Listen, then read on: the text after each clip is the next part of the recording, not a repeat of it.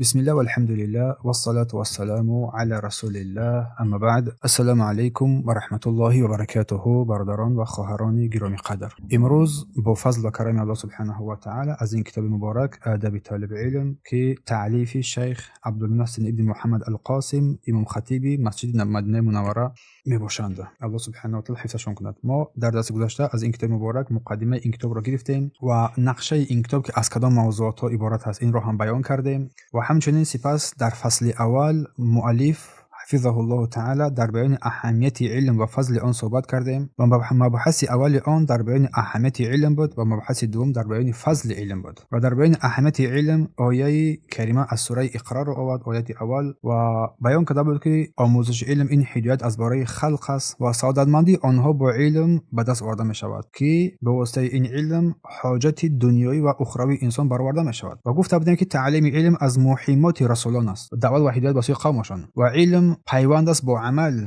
و دلیل آن را قول الله سبحانه و تعالی فعلم انه لا اله الا الله بیان کرده بودیم و گفته بودیم که آن علمی که الله سبحانه و تعالی آن را ثنا گفته است، ذکر کرده است، این علم شرعی است. علم شرعی است که با واسطه آن انسان هدایت دنیا و آخرت به دست می آورد، نه علم دنیوی. برای همین الله سبحانه و تعالی در بیان اهمیت علم و امر بر پیامبرش محمد صلی الله علیه و کرده است برای زیاد نمودن علم چیزی را طلب نباید مگر بر زیادی مگر علم را، و قول الله سبحانه و تعالی که وقل رب زدنی علما، پروردگار برای من علم را بیافزای. و گفته بودن که اگر در هر شهر و دیار دولتی که اگر که علم زیاد شد در آنجا خیر برکات زیاد می شود. و قول این قیم را در اینجا شیخ حفظه الله تعالی برای ما مثال آورده بود و بیان کرده بود، گفتن که خراب علم، خراب عالم نمی باشد مگر با جهل و بینای آن نمی باشد مگر با علم. سپس بیان فضیلت علم را صحبت کرده بودیم در بیان طلب علم و زیاد نمودن علم که انسان هرگاه و هر وقت و هر دم اگر که علم را بر خود کسب کرد شرف و آبرو بر خود زیادی کرده است. و طلب علم گفتیم عبادت عظیم است و منزلت آن منزلت والای است که منزلت آن را منزلت خشیت، علم با ترس. و گفته بودیم که اگر هر کسی را که الله سبحانه و تعالی برای خیر بخواد او را فقیه در دین میگرداند و با علم بالا شدن درجات در این حیات است و بعد ممات است. و همچنین گفته بودیم که هر کسی که راه علم را پیگیری نماید الله سبحانه و تعالی راه جنت را برای او آسان میگرداند. و گفتیم علم آسان ترین آموزش علم آسان ترین راه رسیدن به سوی جنت است. و گفتیم راه علم آسان است، حفظ کتاب الله سبحانه و تعالی و سنت او صلی الله علیه و سلم با فهم سلف امت است. حتی گفتیم که منفیت علم بعد مرگ انسان هم، حتی انسان اگر در قبر هم قرار دارد برای او فایدهش میرسد، منفعتش میرسد. برای همین گفتیم سلف صالح فضیلت این علم را درک کردن و به سوی آن شتابیدند. اما امروز باشد برادران و خواهران گرامی قدر در این نقطه دوم، در این مسئله دوم که مبحث فصل دوم است در بیان آداب طالب علم، آداب طالب علم، که این فصل دوم از 9 مبحث عبارت است و مبحث اول رو، نقطه اول رو ما با همراه شما امروز میگیریم، بیان اخلاص و خوف ترس از شرک و همچنین اتباع و پیروی از رسول صلی الله علیه و سلم. در این مبحث اول صحبت میکنیم. تلاش می‌کنیم که هر درس اگر موضوع دراز نشوند یک مبحثی باذن الله تعالی با همراه شما خواهیم گرفت، یک مبحثی با همراه شمایان باذن الله تعالی خواهیم گرفت. فصل دوم و شمایان برادران و خواهران گرامی قدر در بیان آداب طالب علم که گفتیم از 9 باب عبارت است. باب اول، مبحث اول در بیان اخلاص و خوف ترس از ریا و اتباع نبی صلی الله علیه و سلم، اتباع و پیروی از رسول صلی الله علیه و سلم باشد. این موضوع خیلی مهم است. این موضوع درس امروزه ما موضوع خیلی مهم است در حیات روزمره ما و شمایان. برای همین ما باید بر این مسائل دقت بدهیم و اهمیت ویژه‌ای بدهیم. بارک الله فیکم. در اینجا شیخ حفظه الله تعالی می‌فرماید که المبحث الاول، مبحث اول، و فیه و در این مبحث الاخلاص و الخوف من الشرك و اتباع النبی. اخلاص، بیان اخلاص و خوف از ریا، خوف از شرک، گفتم خوف از ریا هم شرک است، و اتباع و پیروی از رسول صلی الله علیه و سلم را بیان خواهد نمود. و نقطه اولی که در اینجا شیخ با همراهی ما و شمایان این نقطه را ذکر می‌نماید این اخلاص است. می‌فرماید امر الله رسوله صلی الله علیه و سلم بالاخلاص، امر نموده است الله سبحانه و تعالی رسولش را به چیز؟ بر اخلاص. نقطه مهمترینی که انسان باید بر این اهمیت ویژه‌ای بدهد. امر نموده است الله سبحانه و تعالی رسولش را به اخلاص. و فرموده است فقال و فرمود واعبد الله مخلصا له الدین واعبد الله مخلصا له الدین. عبادت نما الله سبحانه و تعالی را خالصانه. الله را عبادت کن در حالی که دین را برای او سبحانه و تعالی خالصانه قرار بدهی. دین را خالص از برای او قرار بدهی. امر فرمود الله سبحانه و تعالی در اینجا و امره ان یبین للناس ان العبادته لله. امر نمود، الله پیامبر را امر نمود ان یبین، اینکه بیان نماید برای مردم. چرا بیان نماید؟ ان عبادته، اینکه عبادت الله سبحانه و تعالی لله قائمة علی الاخلاص، قائم شده است، برپا شده است بر اخلاص. یعنی تمام نوعهای عبادت که بنده از برای الله انجام می‌دهد این قائم شده بر اخلاص است.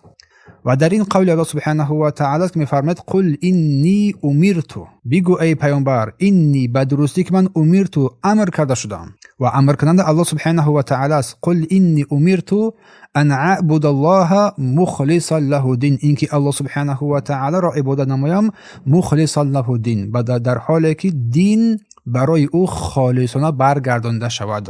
دین برای او خالصانه برگردانده شود. این دو آیه مبارکه از سوره زمر است، آیه دوم و آیه 11 در بیان اخلاص است. عبادت را خالصانه از برای او سبحانه و تعالی انجام دادن. پس الله را عبادت کن در حالی که دین را برای او خالص بگردانی. عبادت را، نماز را، روزه را، دعا را، توکل را، قربانی را، نذر را، ذکر را، قرائت قرآن را، تلاوت را، طلب علم را، هر چیز را تنها برای رضای الله سبحانه و تعالی انجام بده. تنها از برای او مخلص له الدین، دین، اطاعت، بندگی، نیت، همه این رو از برای او قرار بده. همه این اعمال رو از برای الله قرار بده، نه برای مردم، نه برای آبرو، نه برای منصب، نه برای عادت که این راه علم را برای خود یک کسب، یک عادت قرار بده، بلکه برای عبادت. مخلص له الدین، خالص گرداندن این عمل از برای الله، یعنی نیت و مقصد تنها رضای الله باشد و در این کسی را با الله سبحانه و تعالی شریک قرار ندادن باشد. برای مخلص له الدین گفت الله سبحانه و تعالی.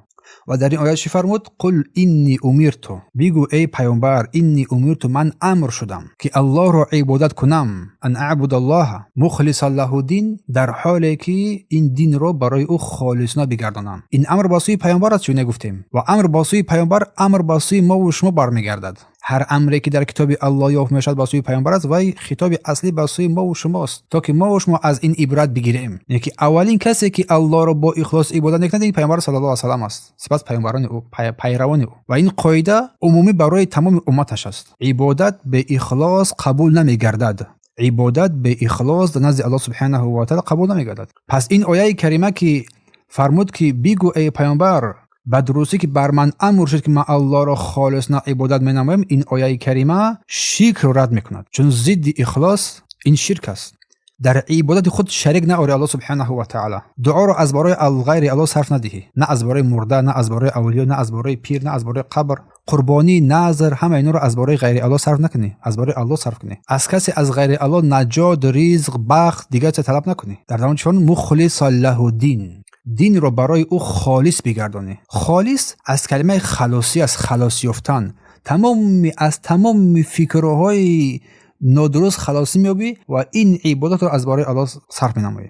پس اگر که قربانی رو، نذر رو و نجات رو، رزق رو، بخت رو، هر چیز دیگر رو در غیر الله صرف کردی، این در معنای این که دین رو برای او خالص گرداندی ضدیتی میکند. دوم ریا، خودنمایی. مخلص له الدین خالص ضد ریاکاری است. مثلا انسان علم رو به خاطر آن بیاموزد، یا که عبادت رو به خاطر آن انجام میده که مردم تعریفش کنن، یا که بگن که این آدم دیندار است، با تقوا و پرهیزگار است، یا که مقام آبرو، بلندشدن مقام آبرو در نزد مردم، همه این در ریا داخل میشود. ریا یعنی نمایشکاری، نشاندهی. ریا شرک خرد است، شرک خود حسابیده میشود، چون مقصد اساسی انسان در اینجا این عبادت رو با غیر الله آمیزش کردن، آمیخته کردن است. پس انمی ریا شرک خرد است، اعمال انسان رو حبطه میکند، چون مقصد اساسی رو، عبادت رو با غیر الله، با چیز دیگری با غیر الله آمیخته کرده. پس سوال میشود که در اینجا اخلاص در عمل چگونه میشود؟ اخلاص در عمل چگونه میشود؟ پیش از اون که تو عمل رو انجام بدهی، تو نیت رو باید صاف از برای او قرار بدهی. پیش از اینکه عمل رو انجام بدهی، کاری رو، عبادت رو انجام بدهی، باید در این مقدمه این شرط این چیز است، نیت رو از برای او قرار بدهی. یعنی که این عمل رو از برای رضای الله قرار میدهی، نه برای کسی دیگری. اگر این مقدمه رو تو فراموش کردی، این نیت رو که از برای رضای الله است و از برای رضای غیر این انسان ها، غیر کسا، اگر گفتیم که از برای تعریف مردم یا که آدمی دیندار است یا که مقام آبرو یا که غیر از این چیزها صرف کردی، در اول اگر از اول دخیل کردی، پس آن اعمال حبطه کردی، آن عمل حبطه کردی. نقطه دوم، هنگام عمل کردن باید نیت رو هم نگاه بداری. هنگام عمل کردن نیت رو باید نگاه بداری. از وسوسه های چی مردم باشد، چی جنیان باشد، دل رو با الله سبحانه و تعالی پیوست کنی، دل رو با الله سبحانه و تعالی پیوست نمایی و آن وسوسه ای که در آن عملی که انجام میدهی، در اثنای عمل انجام میدهی، آن وسوسه برای تو در گرفتار میشه در آن، باید آن رو تلاش نمایی از خود دور کنی. اعوذ بالله من الشیطان الرجیم میگویی. و نقطه سوم، مخلص له الدین. نقطه اول چی بود؟ مقدمه همه عمل نیت رو خالص از برای قرار دادن، نه از برای کسی چیزی. نقطه دوم، هنگامی که عمل انجام میدی در مابین اگر یاد داخل شد، آن رو دفع میکنی، دور میکنی. اما نقطه سوم، هنگامی که این عمل رو نقطه اول و دوم تو انجام دادی، نیت رو از اول صادق از برای الله کردی و هنگامی که در ذهن انسان ریاکاری پیدا شد، آن رو تو از خود دفع کردی، دور کردی. اما بعد این نقطه با مهمتر، عمل خود رو بزرگ نشماری، عمل خود رو بزرگ ندانی، چون قبول شدن آن در نزد الله سبحانه و تعالی است. قبول شدن نشدن آن در نزد الله سبحانه و تعالی است. اگر با این آیه کریمه ما اهمیت بدیم، قل انی امرت، بدونید که بر من امر شد که الله را خالص عبادت نمایم، این بخش توحید است. عبادت از برای او قرار بگیرد، امر بر اخلاص است. آمیخته نکردن این با چیز دیگره. پس تنها نماز خواندن کافی نیست، تنها نماز خواندن کافی نیست. پیش از نماز خواندن نیت رو خالص از برای الله قرار دادن این لازم است و برای او انجام دادن این لازم است، از برای رضای الله، نه آبرو یا اینکه بعضی از مردم به خاطر بحث مناظره ها علم آموزن، یا که مغلوب کردن کسی دیگری علم آموزن، یا که جمع کردن پیروان در اطراف خودشان، یا که نام برآوردن، همه اینها عمل انسان را حبطه می‌سازد، عمل انسان را حبطه می‌سازد. برای همین شیخ می‌فرماید که اخلص النیة لله فی طلب علم، خالص بگردان نیتت را در طلب علم از برای الله سبحانه و تعالی. بأن تنوی رفع الجهل عن نفسك، نیت نمایی در طلب علم جهل را از نفس دور بسازی. اساس نیت جهل را، نادانی را از خود دور بسازی. و تحقیق رضا الله، و تحقیق به تحقق افتاندن رضای الله بقیم هذه عبادت، با برپا ساختن ان همین عبادت، ان همین طلب علم، تو جهل را از خود دور بسازی. دوم، رضای الله را در آن جستجو نمایی.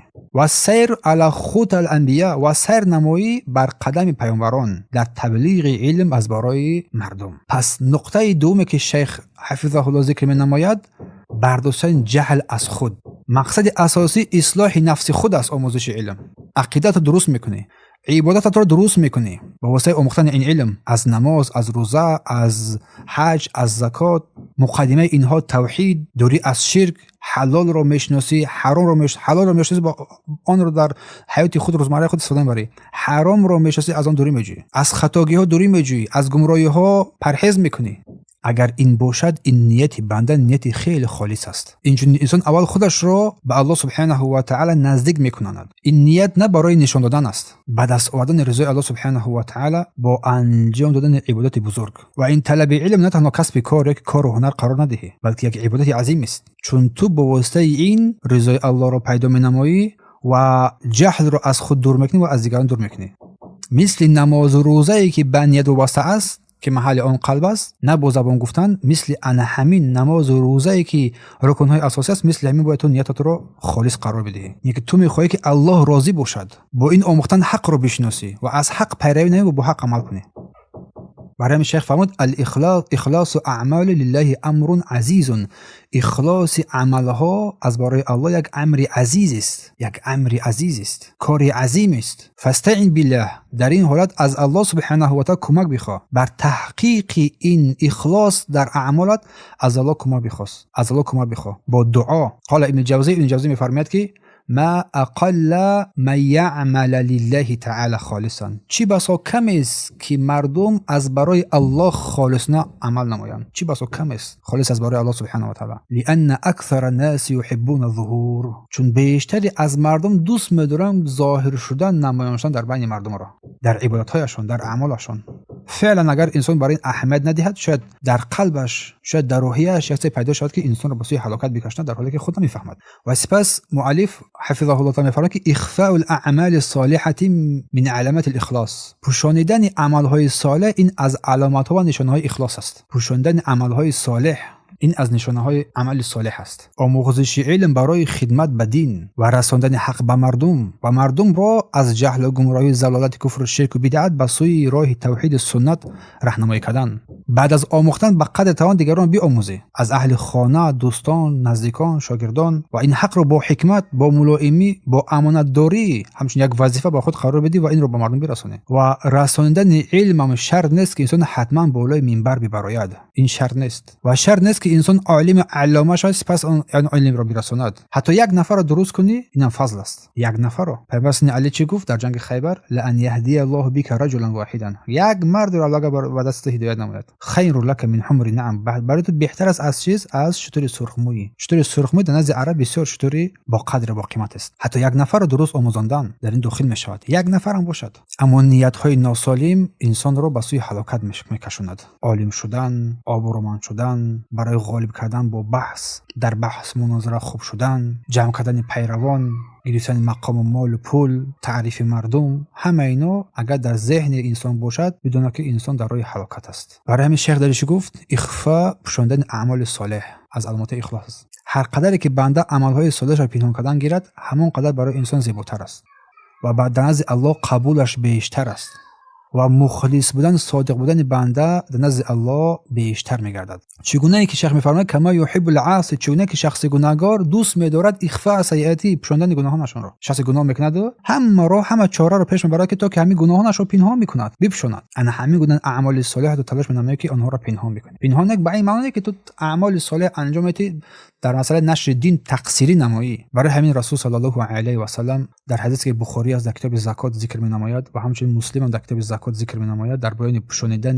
اعمال فضل باب خاص باب فضل اخفاء صدقه، در بیان فضیلت پوشانیدن صدقه. از حدیث ابی هریره روایت که رجل تصدق بصدقه، یک مرد صدقه نمود با صدقه، صدقه دو در راه الله، فاخفاها و او را پوشانید، پنهانی کرد، حتی لا تعلم یمینه ما تنفق شماله، حتی چنان نفقه کرد که نفقه را چنان پنهانی کرد که آنچه که دست راست نفقه کرد دست چپش نداند. و رجل ذکر الله خالیا، و مردی که الله سبحانه و تعالی را در خلوت یاد کرد، در خلوت مردی که الله را یاد کرد، ففاضت عینه، و آب دیده‌اش ریخت، اشکش ریخت. ترس بنده نه در نزد مردم ظاهر می‌گردد، بلکه ترس بنده هنگامی که بنده در پنهانی میماند، تنهایی در اینجا ظاهر می‌گردد. این حدیث را بخاری و مسلم روایت کردند. قال بشر ابن حارث رحمه الله تعالی می‌فرماید که لا تعمل لتذكر، تلاش کن تا عمل رو انجام بدی، تلاش کن تا عمل رو انجام بدی تا که در بین مردم ذکر یادآوری نشوی. لا تعمل، عمل رو انجام بده لتذكر، تا که در بین مردم ذکر یادآوری شوی. اکتم حسنه، اعمال نیک رو پنهان نما، کما تکتم سیئه، چونه که عمل‌های گناه و معصیت رو تو پنهان می‌کنی، انا همه گونه اعمال صالح رو پنهان نما. در سیر اعلام النبلا ذکر کردن را. و سپس اینجا نقطه می شود که چطور نیت رو یا که نیت رو عملا پاک نگاه بداریم. پیش از درس، پیش از هر عمل، پیش از هر کار، تو این عمل خالص از برای الله قرار بدی. خود رو از نفس خودت، خود رو از دیگران خود بیشتر میشناسی، نفس خود رو خود بیشتر میدانی. بینگر به نفس خودت که آیا این عملی که انجام میدی آیا برای تعریف مردم است یا که برای نیت رضای الله سبحانه و تعالی است. سپس این علم رو با آن عمل پیوست میکنی. نه تنها علم آموزی بلکه این علم رو با عمل پیوست میکنی. آموختی، قدم دوم اون رو به کسی بیاموزانی، بر کسی برسانی. مقصد اساسی رضای الله، نجات و فایده بر خود دیگران است و بردباری در آخرت. خیلی مهم است عمل رو از برای الله سبحانه و تعالی انجام دادن.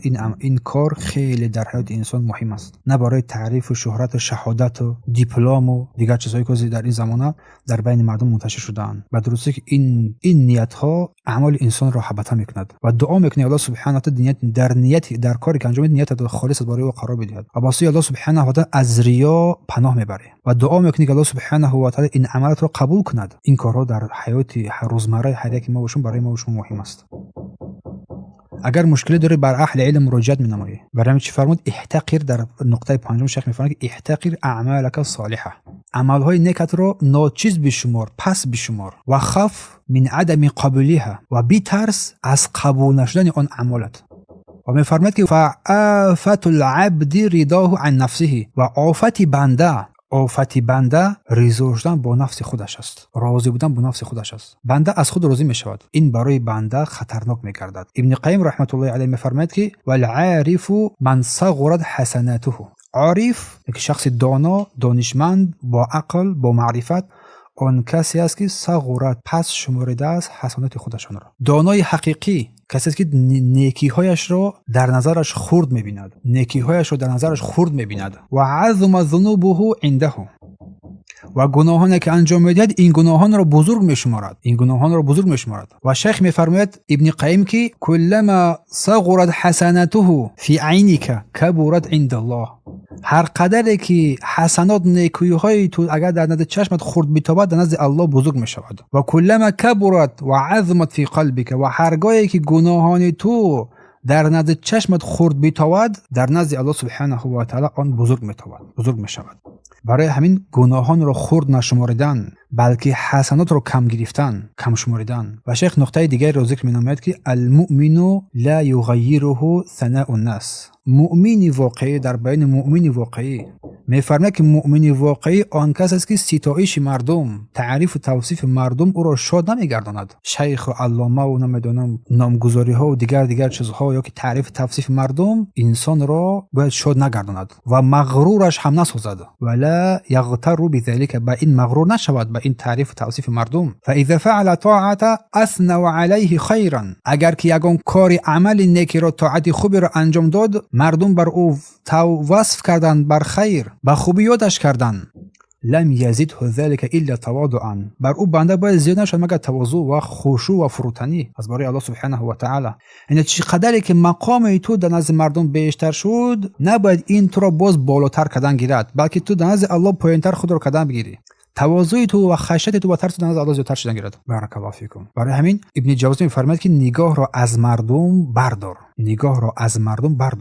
و امید را و دلت را با عمل با پروردگار پیوست نما. نیت را خالص کن و حالت را پنهان دار